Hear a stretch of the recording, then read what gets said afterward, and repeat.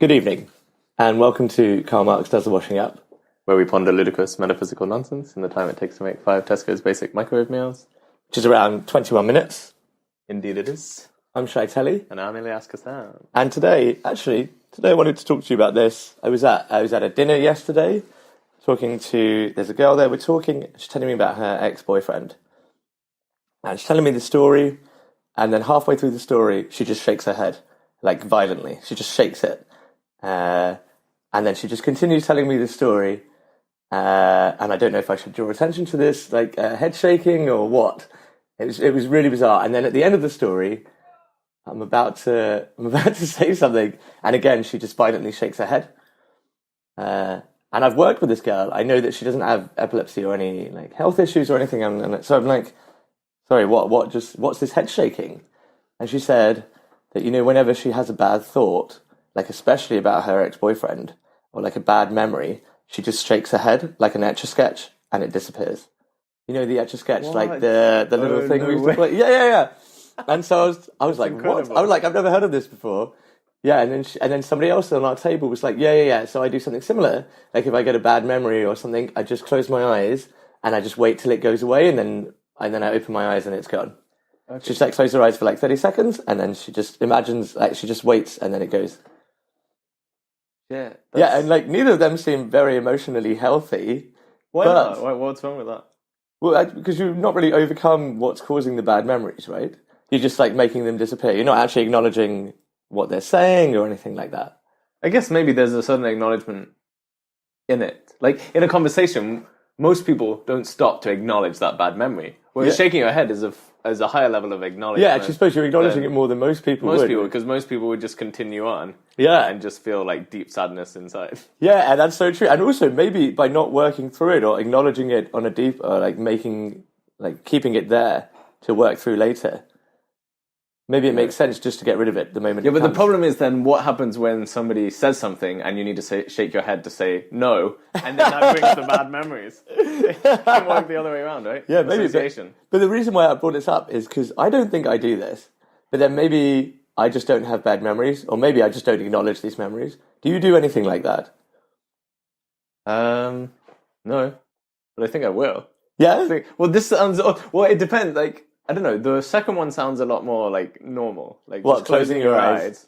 Yeah, and then waiting for it to pass, right? I didn't know if the first one you were saying, like, it's just a way to... I thought it was, like, actually shaking the thought out of your head. Yeah, that's literally what it is, like an Etch-a-Sketch. Like the things that you would draw... Yeah, but I thought maybe it's like a tennis ball, like, you're flinging it back and forth until it, like, flings out. Yeah, that's exactly what she was doing.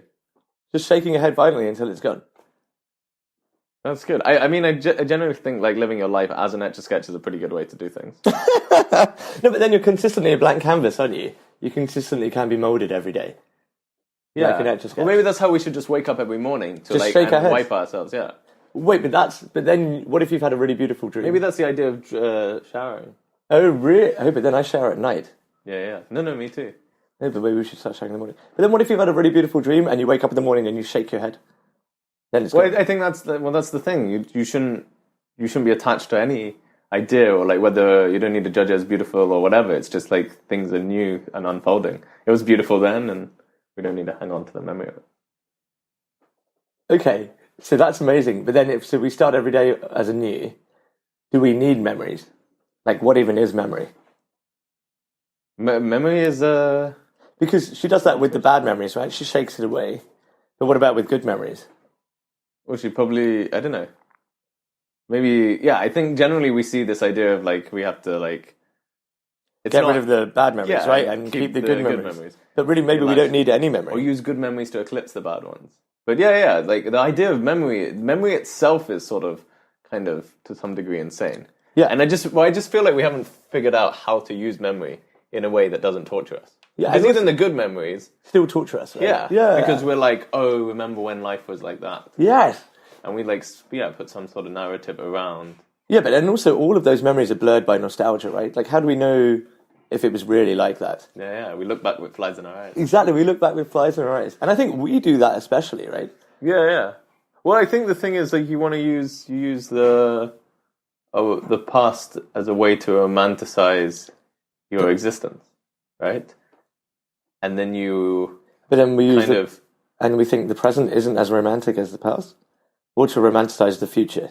Well, if we're in the present, we don't think about the present, right? And if we're not in the present, then it's essentially the past that is occurring now. That's very true. Right? That's very So then, and then the future is this abstract, possibility, right? But if we live in this like evolving present, well, then there's no space for, if you constantly live in the present, then there's no space for actual memory. Yeah, exactly. And is that a healthier life to live? Well, I think like spiritually speaking, yeah. But like in terms of, going to your job. And in practicalities. Yeah. Yeah. Well, I guess it depends what your job is. If it's like a yogi, then maybe not. I think it would fit with your job. It wouldn't fit. It would fit better with my job than your job. No, but then, so this got me thinking though. So maybe we can remember some things, but I think a lot of our memories are dominated by friendships and relationships. And then that impacts future relationships or even our current ones. So would it be best to just live in a space where we didn't have any memory? So every date I go on is actually like the first date with someone.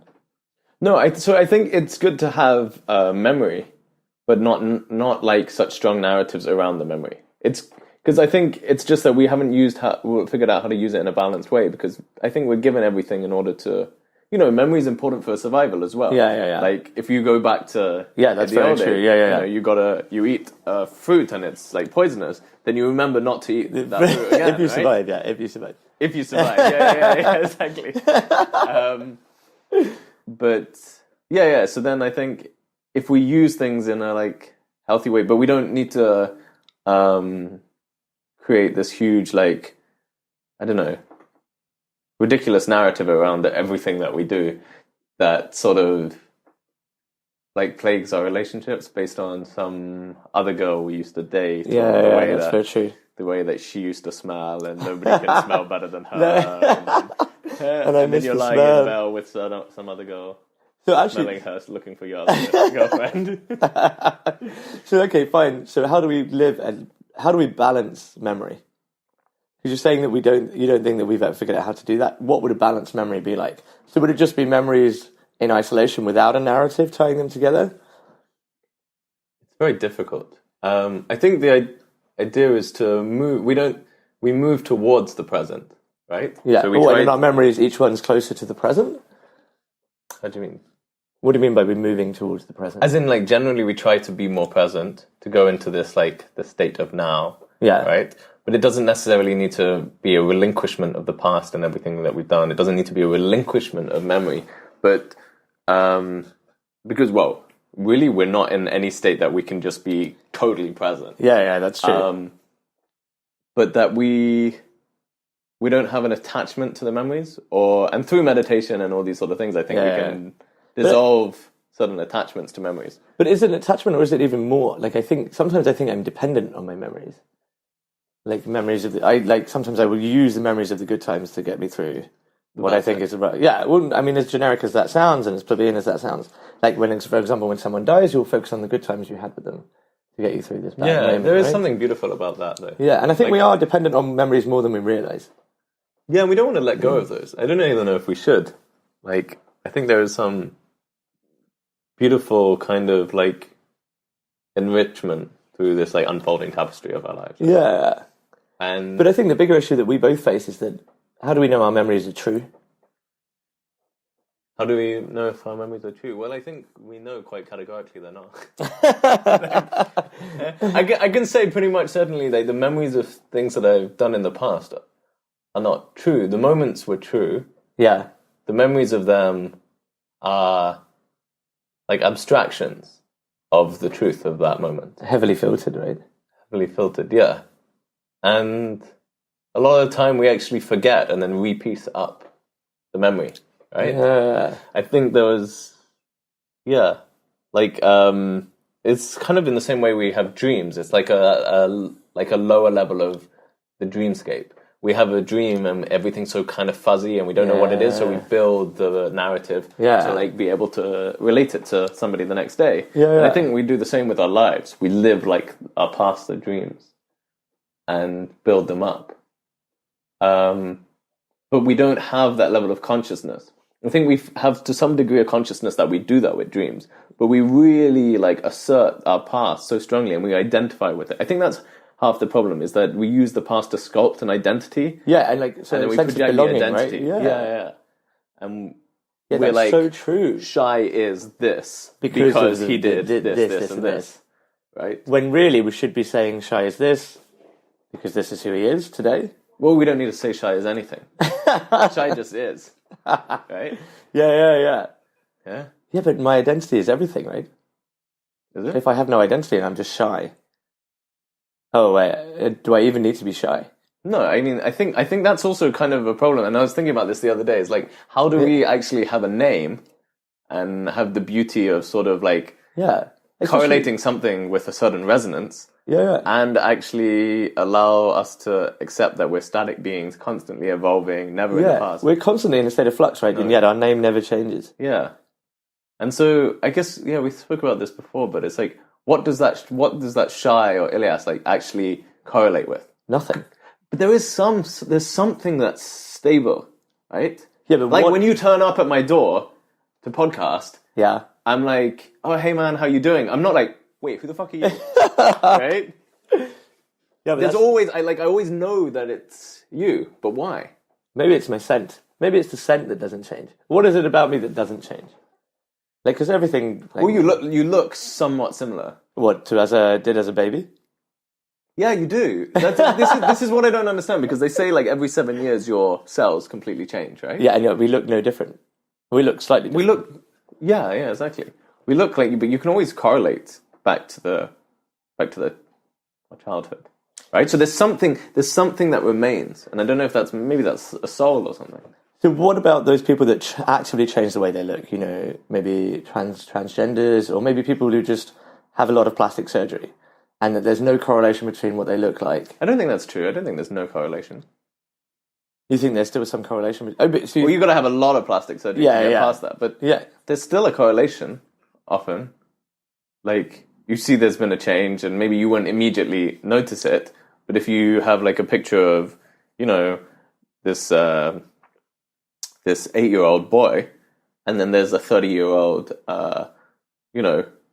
30-year-old has gone through a sex change, and then I think you can connect these two. Yeah, I suppose like Michael Jackson, like you'd still be able to connect the Michael Jackson that passed away with the Jackson 5 Michael Jackson, even though they look completely different. Yeah. There's still something there, isn't there? And you're right, maybe it's like an aura or a scent or a soul. Yeah.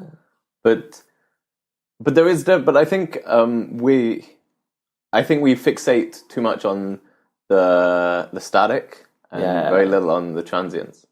So generally we feel like Shy is everything that his past tells me that he is. Yeah. And never really accept. When I see you, I'll always project your past onto you, as well as you projecting your own past onto you. Right? But the past that we've shared, or the past that you think I've lived because of my Instagram profile and because of what I've told you about my past, or just the past moments that we've shared? Everything like combined together. Yeah. But I think maybe the past moments that we've shared, like, have a stronger weighting on that. Yeah. Like if you come round, and I'll like clean all the glasses and stuff because I know that you'll break everything, right? And that's based on my past. That's based on your past. Like your present might have gone to finishing school in the last time. That's true.